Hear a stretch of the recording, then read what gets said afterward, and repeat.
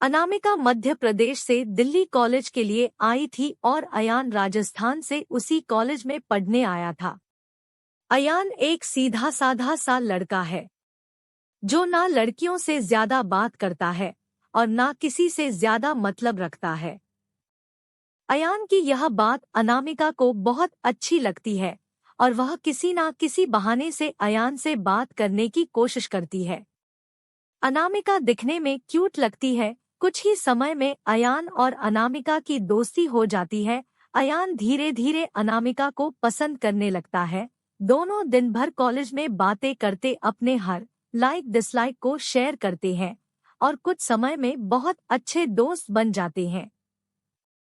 अयान की लाइफ में पहले कभी कोई लड़की आई नहीं थी, जबकि अनामिका के पहले दोस्त थे और वह सबसे बात करती है। अयान को यह पसंद नहीं था। एक दिन बातों ही बातों में अयान अनामिका को अपने दिल की बात बता देता है। अनामिका उससे एक दिन का वक्त मांगती और कहती है, मैं कल तुम्हें इसका जवाब दूंगी। अनामिका सोचती, जब अयान कॉलेज पढ़ने आया था तब वह सिर्फ पढ़ाई पर ध्यान देता था, पर अब उसका पूरा ध्यान मुझ पर रहता है।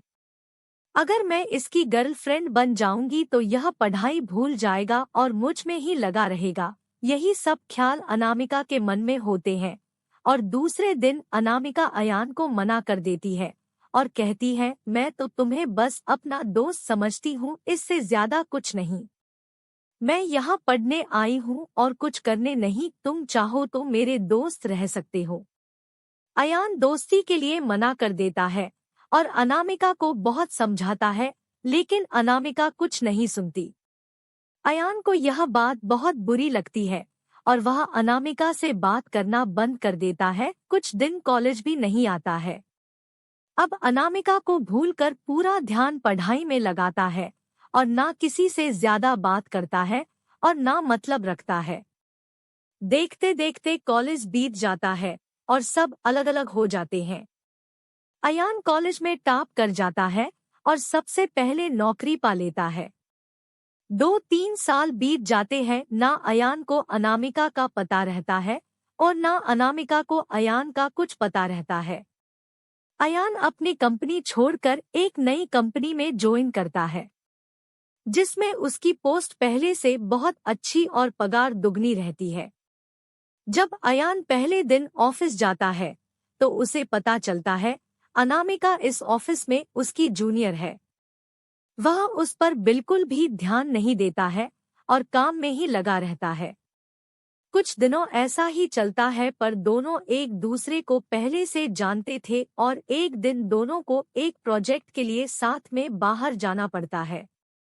प्रोजेक्ट के बाद ना चाहते हुए भी अयान और अनामिका की बात होने लगती है। अनामिका अयान को समझाती है, आखिर उसने उसको मना क्यों किया था।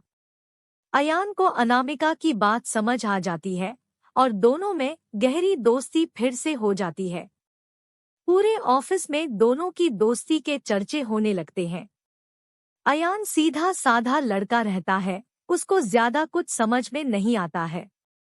अयान कुछ समय बाद अनामिका को डिनर पर ले जाकर फिर से प्यार का इजहार करता है।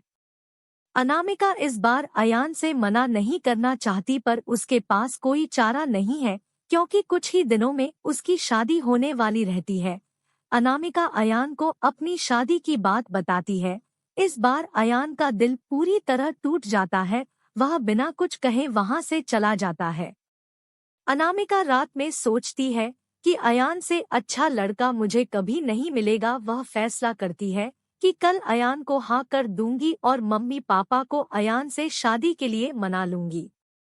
जब दूसरे दिन अनामिका ऑफिस जाती है तो उसको पता चलता है कि अयान ऑफिस छोड़कर चला गया और दोबारा कभी कंपनी में नहीं आएगा। जाते जाते आयन अनामिका को एक खत लिख जाता है, जिस दिन मैंने तुम्हें देखा था उसी दिन से मैं तुमसे प्यार करता हूँ। मैं तुम्हें जिंदगी में कभी नहीं भूल पाऊंगा। तुम जहाँ भी रहो, जिसके साथ भी रहो, खुश रहो।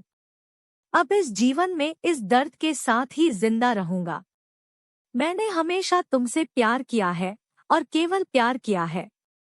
तुम मेरी जिंदगी में आने वाली पहली और आखिरी लड़की हो। अब ना मेरी जिंदगी में कोई आएगा और ना मैं किसी को आने दूंगा। मैं बस अब तुम्हारी यादों में रहूंगा। आज के बाद पूरी जिंदगी में तुम्हें कभी अपनी शकल नहीं दिखाऊंगा। बस भगवान से यही दुआ करता हूँ तुम जहाँ भी रहो खुश रहो, और शादी के लिए बहुत बहुत शुभकामनाएं। अनामिका आयन को खोजने की बहुत कोशिश करती है, पर कई साल के बाद भी उसको अयान नहीं मिलता और वह अपने माँ बाप की पसंद के लड़के के साथ शादी कर लेती।